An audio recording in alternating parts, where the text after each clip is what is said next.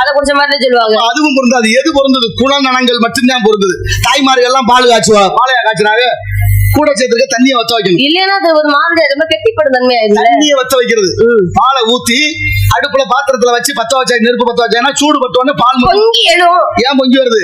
அது சொல்லுமா, என்னோட சேர்ந்திருக்க நான் நண்பனை கொல்லவா ஆவியாக போகின்றதே அப்படின்னால, என்னோட சேர்ந்த நண்பனை கொல்லவா பாக்குற அக்கினி பகவானே ஒல்ல நான் கொல்றேன்னு சொல்லி பொங்கி வருமா.